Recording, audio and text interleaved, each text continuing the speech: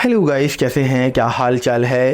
Welcome back again a new class. और आज के इस क्लास में हम क्या डिस्कस करने वाले हैं, उससे पहले लास्ट आपने क्या सीखा? आपने कैश ट्रेडिंग के बारे में सीखा कि इक्विटीज में कैश ट्रेडिंग कैसे कर सकते हैं। बट अभी हम और आगे बढ़ेंगे स्टेप बाय स्टेप। चीज़ें बहुत इंटरेस्टिंग होती चली जाएंगी। अगर आपने एक भी पार्ट मिस कर दिया तो बहुत परेशानी होगी आपको, क्योंकि आप वो लिंक नहीं मिला पाओगे। तो ये तीसरा पार्ट है।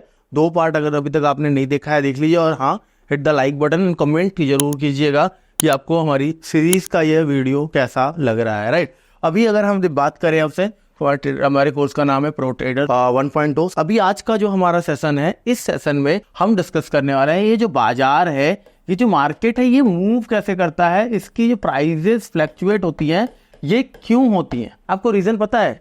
आप बोलोगे सर होती हैं। रिलायंस का शेयर है, क्या एकदम से कंपनी में कुछ अच्छा हो गया, एकदम से कुछ खराब हो गया? जो with in a minute, 5 minute, 1 minute में ऊपर नीचे प्राइस हो रहा है, क्यों हो रहा है? देखिए, आप बोलोगे सर ये सब नहीं सीखना है मुझे, तो ये बताओ कॉल लूं या पुट लूं। अगर आपकी बेस क्लियर नहीं होंगे, मैं बार बार बोलता हूँ, दिक्कत का सामना करना पड़ेगा। जब आप कोई ब्रोकिंग में अकाउंट खोलते हो, वैसे अकाउंट नहीं है तो डिस्क्रिप्शन में लिंक मिल जाएगा। वहां पे मार्केट डेप्थ नामक एक विंडो दिखता है कुछ इस तरीके का, जहां पे बेस्ट 5 बिडर्स आपको दिखते हैं। एक तरफ लिखा होता है बिड और दूसरे तरफ लिखा होता है आस्क। ये क्या है? बेसिकली बिड का मतलब बायर है जो बिडिंग कर रहे हैं खरीदने के लिए। मान लीजिए रिलायंस का शेयर है, वो अभी चल रहा है 3000 रुपए पे। यहाँ पे जो बिड आ रहा है 3010 रुपए का आ रहा है। मतलब जो बायर है वो 3010 में खरीदना चाह रहा है, जो सेलर है वो कह रहा है मैं 3011 में बेचूंगा। कितने में बेचूंगा? 3011 में। सॉरी, हाँ, यहाँ पे मैं लिख लेता हूँ 3011 में बेचूंगा। तो क्या ये मैच हुआ? नहीं हुआ।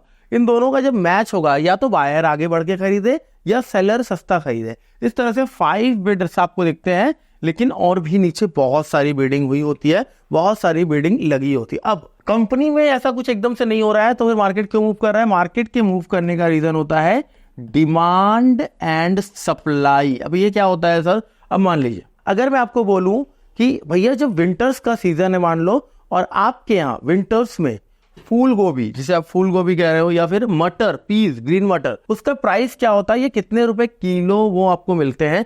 तो आप बोलोगे भैया फूल गोभी अराउंड 10 रुपीज के जी और मटर अराउंड 20 रुपए के जी, लेकिन आने वाले टाइम में ये और सस्ता हो जाता है 10 रुपए तक। क्यों ऐसा? क्योंकि सर्दियों में इस चीज का पैदावार है, ये बहुत ज्यादा क्वांटिटी में अवेलेबल होता है। सप्लाई जो है वो इंक्रीज हुई होती है।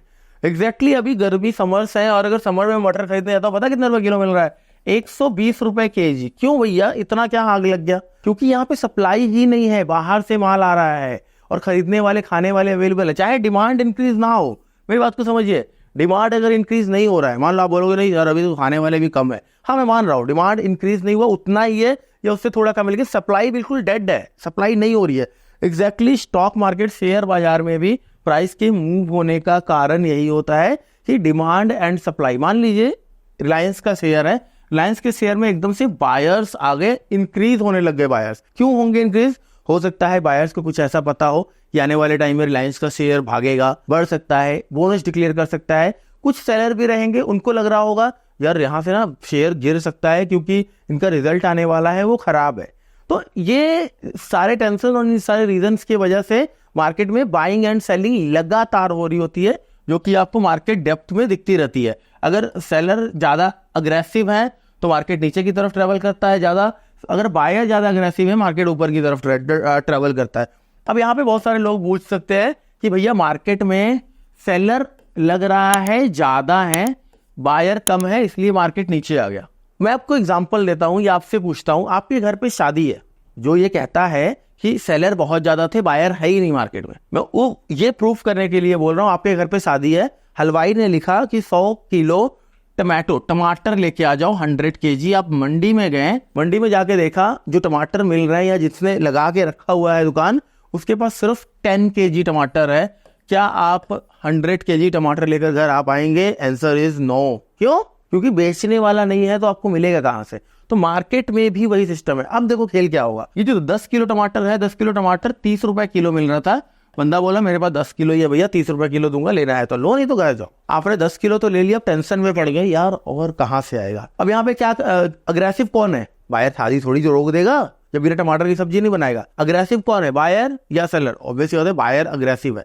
अब जब बायर अग्रेसिव है तो इससे पूछेगा बायर इसके घर में शादी है, भैया कोई दुकान बताओ यार, कोई बात नहीं जितने पैसे बोलोगे, जितने रुपए किलो बोलोगे मैं खरीद लूंगा, कोई दुकान बताओ कहाँ मिल सकता है। और ये बंदा जो 10 किलो सामने रखा था, 90 किलो गोदाम में रखा है, कह रहा है एक दुकान 100 रुपए किलो मिलेगा, लोगे? अब अगर उसको नीडमंद है वो बार्गेनिंग वगैरह करके ले लेगा। प्राइस क्या हुआ? प्राइस इंक्रीज हो गया। लेकिन अगर यहीं 100 किलो टमाटर लेने गया और पूरे मंडी में हजारों लोग सिर्फ टमाटर टमाटर टमाटर लेके बैठे होते, एक जगह 30 मिलता, एक जगह 20 भी मिल सकता था, 10 भी मिल सकता था, वो फिर बार्गेनिंग करता, मोल भाव करके खरीदता। तो सप्लाई ज्यादा रहेगा तो प्राइस नीचे आएगा, डिमांड ज्यादा रहेगा तो मार्केट ऊपर जाएगा। लेकिन ऐसा नहीं है कि बायर नहीं है या सेलर नहीं, जितने बायर रहेंगे उतने ही सेलर रहेंगे। एक कैंडल अगर कोई बन रहा है, या प्राइस, मैं एग्जांपल ले रहा हूं, कोई 100 रुपए का प्राइस है, 100 रुपए से अगर वो एक दिन में या 2 दिन में 110 ट्रेवल कर दिया है, तो आप क्या बोलोगे? बायर यहाँ पे ज्यादा थे? नो, यहाँ पे बायर एंड सेलर दोनों इक्वल हैं, तभी ट्रेड होगा। लेकिन यहाँ पे बढ़ा क्यों प्राइस? बिकॉज बायर को ज्यादा नीड थी, बायर अग्रेसिव था, आगे बढ़ के खरीदना चाहता था, बाय करना चाहता था। इस वजह से मार्केट में मोमेंटम होता है, इस वजह से मार्केट चलता है। अब एक चीज यहाँ पे समझ में आया, प्राइस जो हिल रहा है, जो ऊपर नीचे हो रहा है, इसके पीछे का रीजन क्या हुआ? प्राइस जो हिल रहा है उसके पीछे का रीजन समझ में आ गया? Human psychology. अगर आपको लोगों के दिमाग पढ़ने आ जाए, लोगों के दिमाग को समझना आ जाए कि इस पर्टिकुलर प्राइस पे बंदा क्या डिसीजन लेगा, तो आप मार्केट में पैसा बना सकते हो। मार्केट को एनालाइज करने के 2 से 3 तरीके होते हैं। Number 1 is the technical analysis, जिसे हम बहुत अच्छे तरीके से इस कोर्स में सीखेंगे। Second is the fundamental analysis, जो बेसिकली इन्वेस्टमेंट करने के लिए और थोड़ा बहुत स्विंग करने के लिए काम आता है। Third is the data analysis. Data analysis मतलब क्या होता है? अगर आप फ्यूचर ट्रेड कर रहे हो या ऑप्शन ट्रेड करते हो, वहां पे ऑप्शन का डाटा होता है। अभी इतने दूर जाने की जरूरत नहीं है, ये आपको समझने की जरूरत नहीं, लेकिन हाँ एक कुछ होता है ऐसा जो हम आगे की कोर्सेज में सीखेंगे। लेकिन अभी हम टेक्निकल्स सीखेंगे। टेक्निकल्स कैसे काम करता है? टेक्निकल्स प्रीवियस डाटा के आधार पर आपको फ्यूचर के प्राइस का प्रेडिक्शन देता है। मतलब मान लीजिए सामने क्रिकेट चल रहा है और धोनी सर खेल रहे हैं। आपको आइडिया है कि भैया ये छक्का मार सकता है, चौका मार सकता है, ये कितने स्कोर बना सकता है। धोनी की जगह मैं चला जाऊं इंडियन क्रिकेट टीम में, आप अंदाजा लगा पाओगे मैं क्या कर सकता हूं? मैं पहले बॉल पे आउट होऊंगा या मैं धोनी को भी पीछे छोड़ दूंगा? ये आप आइडिया लगा सकते हो? बिल्कुल नहीं। क्यों नहीं लगा सकते हो आप मेरे बारे में आइडिया? क्योंकि आपने पहले मुझे खेलते ही नहीं देखा। आपको मेरा प्रीवियस डाटा, प्रीवियस हिस्ट्री नहीं पता है। धोनी सर का आपको प्रीवियस हिस्ट्री पता है, राइट? सो यहाँ पे स्टॉक का भी वैसे ही है। टेक्निकल एनालिसिस होता है प्रीवियस हिस्ट्री के आधार पे, सेम जैसे मौसम विभाग वाले बादलों की स्थिति और टाइम्स को देखकर बता देते हैं आज यहाँ पर बारिश होगा, वो भगवान नहीं है। एग्जैक्टली प्राइस में भी वैसे ही पास्ट डाटा को हम रीड करके आने वाले टाइम को समझने की कोशिश करते हैं। अगर प्राइस बार बार 100 रुपीज के आसपास से नीचे आया है कोई प्राइस पीछे, तो हमारे चांस होते हैं कि दिस इज द एक ऐसा लेवल कि अगर वो 100 को ब्रेक कर देगा, तोड़ देगा, तो ऊपर भाग जाएगा। क्यों? क्योंकि अभी तक एक बार भी इसने 100 को ब्रेक नहीं किया, या अगेन 100 के आसपास से आके नीचे गिर जाएगा। ठीक है, तो ये आपको माइंड में रखना है कि टेक्निकल एनालिसिस का हम क्लास स्टार्ट करने जा रहे हैं, या टेक्निकल एनालिसिस हम सीखने जा रहे हैं। अब टेक्निकल एनालिसिस जो वो कितने प्रकार से होता है? सबसे पहला कैंडल स्टिक पैटर्न होते हैं। हाँ, कैंडल स्टिक पैटर्न, इससे क्या होते हैं? प्राइस जिस तरीके से मूव कर रहा है, या प्राइस ऊपर जा रहा है नीचे जा रहा है, उस प्राइस को दर्शाने के लिए, देखो अगर आप सिर्फ देखते रहोगे ये ऊपर गया, ये नीचे गया, ऊपर गया, नीचे गया, आप कितनी देर तक देख सकते हो? हर समय तो आप देख नहीं सकते हो ना।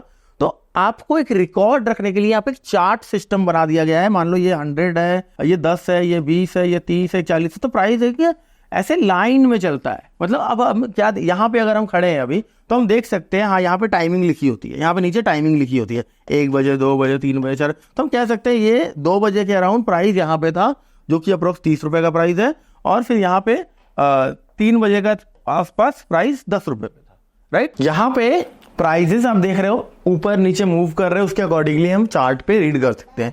तो first one is candlestick pattern, second one is the chart pattern. क्या सर? Chart pattern. जी हाँ, बिल्कुल।